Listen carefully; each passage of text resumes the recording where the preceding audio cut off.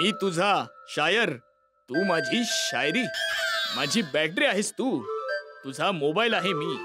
माझा कागद आहेस तू, तुझी फाईल आहे मी. एक मिनिट साहेब, मी बघू जरा. शटर बंद कर, पहिले शटर बंद कर. एक मिनिट साहेब, नट्टू काका हे काय आहे? मी तुझा बावरा, तू माझी बावरी, ही कोणती फाईल दिलीत साहेबांना तुम्ही? शेठजी, ही तर माझी फाईल आहे, माझ्या कवितांची फाईल आहे. यात ना माझ्या कवितांचा संग्रह आहे. अरे वा बागा, लहान असताना मी नाणी, स्टॅम्प वगैरे संग्रह करायचो. पण तुझा नवीन छंद आहे, तू कविता संग्रह करतोस. नाही नाही नट्टू काका, मी कोणाच्याही कवितांचा संग्रह केलेला नाहीये. उलट मी स्वतः कविता लिहिलेल्या आहेत बावरीजींसाठी. ओय कलेक्टर, एक मिनिट. तुम्ही परवाना दाखवताय की मी शटर बंद करू? नाही नाही, एक मिनिट साहेब. अरे बागा, तो परवाना तू फ्रेमवाल्यांना देऊन आलास का? नाही शेठजी, त्या चौकटी बनवणाऱ्यांचं दुकान आज बंद आहे. भलं हो त्या फ्रेमवाल्याचं. तर मग परवाना कुठे आहे? हा घ्या हा, दे, शेठजी. दुमडून घेऊन आलास तू. हे बघा साहेब, हा परवाना.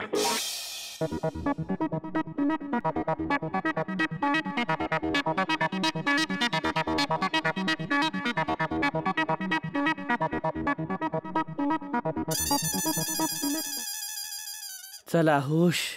अरे बागा, आज भले तो फ्रेमवाला बंद आहे, पण उद्या याला जरा इस्त्री बिस्त्री मारून बनवून आण. पण शेठजी, आताच तर ते तपासून गेलेत ना, उद्या थोडीच येणार आहेत ते परत. आता माहिती नाही केव्हा येतील ते. मग तोपर्यंत काय हा परवाना असाच वाऱ्यावर ठेवायचा आपण? हा नाही नाही शेठजी, मी करून घेतो. अरे समजवा याला, काय झालं याला? काय बोलतोय? आज येऊन गेले, आता उद्या थोडेच येणार आहेत, आता वर्षानंतर येतील. तू त्या ऑफिसरची गोष्ट सोडचल, मला सांग हे काय आहे? हे बेवडा बेवडी काय आहे? बेवडा बेवडी नाही शेठजी, बावरा बावरी. मी तुझा बावरा, तू माझी बावरी. चुप. तू दुकानात काम करायला येतोस की कविता लिहायला येतोस? नाही नाही शेठजी, दुकानात तर मी कामच करायला येतो. कविता तर मी रोज घरी लिहितो.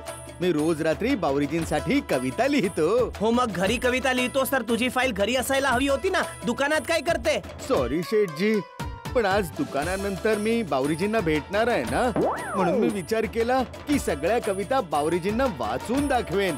म्हणून ही फाईल मी आज घरून दुकानात घेऊन आलो. ते काहीही असो, यापुढे मला तुझ्या तोंडातून कवितेतला क सुद्धा ऐकायचा नाहीये.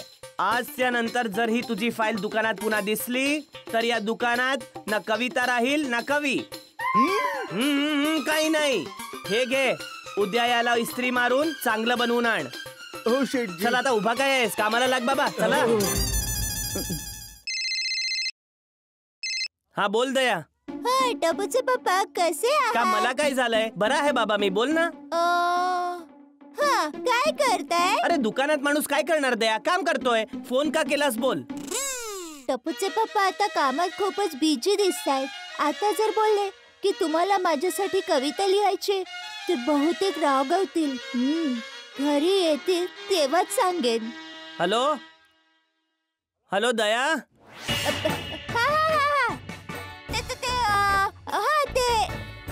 मी हे विचारण्यासाठी फोन केला की तुम्ही घरी कधी येणार? रोजच्या वेळेवर. अच्छा, अब तुम्ही प्लीज जरा लवकर घरी याल का? आज काही खास आहे? मी आहे ना घरी. आणखी काय खास हवे तुम्हाला?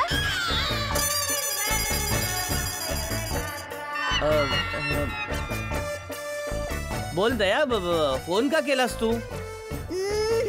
आता नाही सांगणार. तुम्ही जेव्हा घरी याल तेव्हा कळेलच तुम्हाला. बस आता लवकर घरी या, मी तुमची आतुरतेने वाट पाहते. बाय.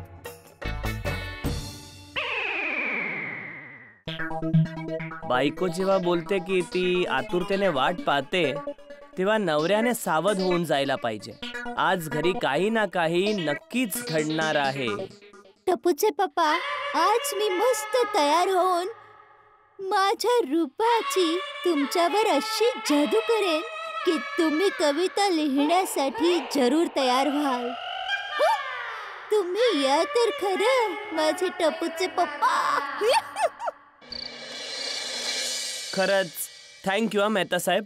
अरे थँक्यू कशाला जेठालाल? अरे गिफ्ट म्हणून पुस्तक देण्याची खास आयडिया दिलीत म्हणून खरंच मनापासून धन्यवाद. काय जेठालाल, भावा धन्यवाद बोलून दोस्तीचा अपमान करू नकोस. आपली दोस्ती कशी आहे? खऱ्या सोन्यासारखी. आणि सोन्यासारख्या दोस्तीमध्ये धन्यवाद थँक्यू असं वाटतं जसं स्टेनलेस स्टील. नाही नाही ते खरं आहे, पण गिफ्ट म्हणून पुस्तक देण्याची कल्पना तर तुम्हालाच येऊ शकते. मी तर असा स्वप्नातही विचार करू शकत नाही. तसं पुस्तक देण्याचे खूप फायदे आहेत जेठालाल. भाऊ भेटवस्तू म्हणून पुस्तक दिले तर पुस्तक तर माणसासोबतच राहतं. आणि जर पुस्तक नाही राहिलं तर या पुस्तकात लिहिलेले जे विचार आहेत ते माणसासोबत कायम राहतात. वा वा मेहता साहेब, काय बोललात तुम्ही.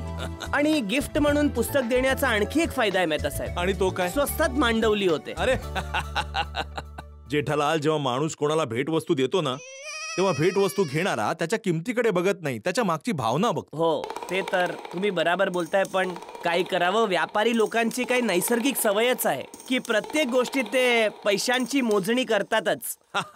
पण मी तुला एक सल्ला देतो, ही मोजणी वगैरे सोडून एकदा पुस्तक वाचायला सुरुवात कर. एकदा पुस्तक वाचलंस ना तर पुस्तकावर प्रेम जडेल.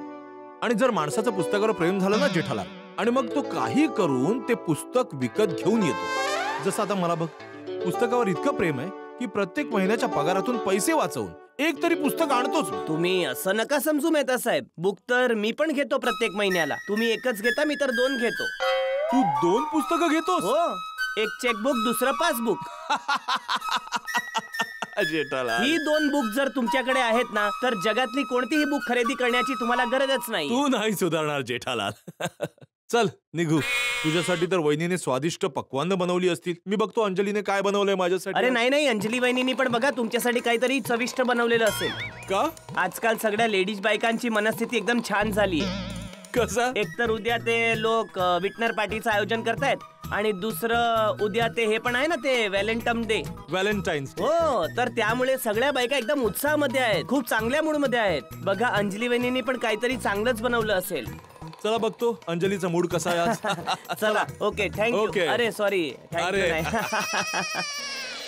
अरे काय गोड हसतेस, कुठल्या आठवणीत एवढी गुंग झालीयस? आपल्या कॉलेजच्या दिवसांच्या. कॉलेजचे दिवस. हा, काय दिवस होते अंजली, काय दिवस होते. काय आठवण करून दिलीस तू कॉलेजच्या दिवसांची. विचारू नकोस अंजली, विचारू नकोस. काय दिवस होते ते. हा तारक, तुम्ही जेठाभाऊंशी त्या कवितेबद्दल बोलत होता ना, तूच माझी प्रेरणा. हा हा. तुम्ही गेल्यानंतर मी ती कविता शोधून काढली अच्छा. आणि ती वाचताच सगळ्या जुन्या आठवणी जाग्या झाल्या. अरे कशा होणार नाहीत सांग. तुम्ही बघा बघा ना. अगं काय बघू या कवितेला अंजली. या कवितेला पाहायला किंवा वाचायला मला काय डायरीची गरज लागणार? अरे थेट हृदयातून निघालेली कविता आहे. तोंडपाठ आठवते. जर तू म्हणालीस ना झोपेतून उठून ऐकव कविता, तर तेही करू शकतो मी पण माहितीये तारक, आपली ही कविता आज मी महिला मंडळात सगळ्यांना ऐकवली. काय बोलते, सगळ्यांना ऐकवलीस? आणि सगळ्यांवर या कवितेने जादू केली.